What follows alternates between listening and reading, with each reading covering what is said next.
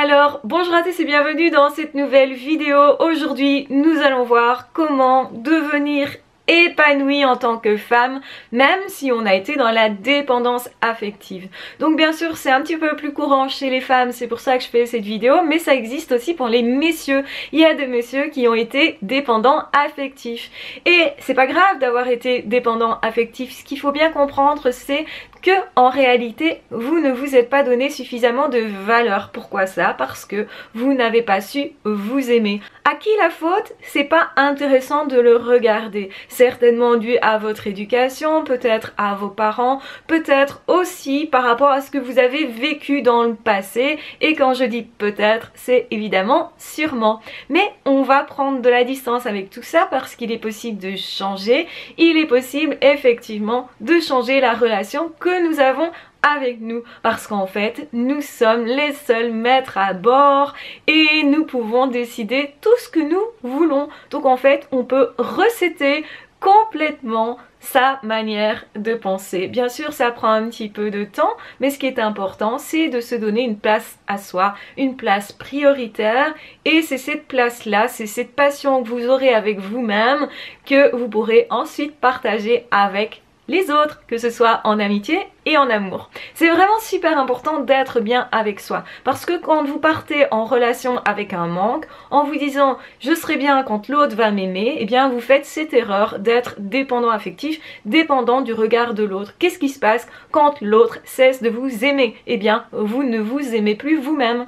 Et vous aurez certainement vécu des relations dans lesquelles vous vous êtes senti bien tant que justement vous étiez valorisé. Ce que je souhaite, c'est que vous arriviez à vous valoriser d'abord vous-même pour ensuite comprendre que vous n'aurez plus absolument besoin de ce regard positif sur vous, vous l'aurez déjà vous, et ça va en plus permettre à l'autre de vous regarder encore plus de façon positive. En fait, quand on est passionné par soi-même, qu'on s'aime soi-même, on rayonne et on attire à soi des personnes qui vont plus facilement vouloir nous aimer et qui vont beaucoup plus facilement aussi ressentir qu'ils peuvent s'aimer eux-mêmes. Il y aura moins de pression si vous voulez, parce qu'il y a moins d'attente. Et c'est pour ça que vous serez dans un partage différent, beaucoup plus simple, et vous allez du coup simplifier beaucoup vos relations à vous-même, à l'autre et à l'amour. Et en réalité, quand on attend des autres ce qu'on ne sait pas se donner,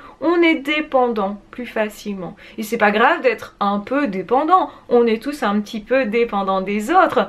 Je ne vous demande d'ailleurs pas de faire votre vie sans relation. C'est prouvé que les relations nous aident à nous épanouir, et je ne vois pas personnellement ma vie sans relation. Je pense que c'est super important, qu'on s'est tous rendu compte que nos relations étaient source d'épanouissement, déjà par l'échange qui devient possible, et donc plus vous allez vous estimer vous, et ce sans narcissisme égocentrique, c'est simplement comprendre que vous avez des qualités, des défauts, que vous avez des caractéristiques et pouvoir être à l'aise avec ces caractéristiques-là. Ce n'est pas les cacher, ce n'est pas faire semblant d'être fort, d'être beau, d'être le plus, le mieux. Non, c'est juste être vous et être à l'aise avec qui vous êtes. Parce que c'est à ce moment-là que l'autre va vraiment vous percevoir tel que vous êtes et que vous oserez vous montrer aussi avec une certaine joie d'être comme vous êtes. Et c'est ça qui séduit, c'est quand vous êtes à l'aise avec vous-même que vous constaterez plus facilement que les autres vont venir vers vous pour la personne que vous êtes et non pas pour du faux semblant. Parce que quand on est triste, généralement on cache ce qu'on n'aime pas chez soi, on va être moins à l'aise avec certaines parties de soi et on va tout faire pour faire semblant d'être autrement que ce qu'on est réellement. Donc, c'est-à-dire que la personne en face peut tomber amoureux de vous ou de ce qu'il projette sur vous ou de ce que vous montrez, mais en réalité ce ne sera pas vous. Donc tôt ou tard, cette personne va partir déçue et vous allez à nouveau vous sentir nul, minable, parce que vous n'aurez pas réussi à créer un couple et à retenir cette personne. Donc en fait, la dépendance affective, ça peut être une spirale dans laquelle on s'enferme. Donc je vais vous apprendre à être mieux avec vous-même, et pour ça, on va déjà commencer par regarder tout ce qui est magnifique en vous.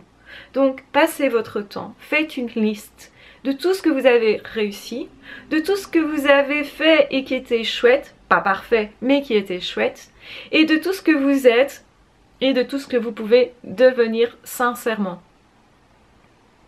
Plus vous aurez conscience de tout ce que vous pouvez devenir réellement, plus vous allez vous trouver formidable, plus vous allez vous féliciter parce que vous savez que vous allez évoluer, plus vous serez content de vous, plus vous serez à l'aise avec chacune de vos facettes et plus vous allez en fait être bien en relation.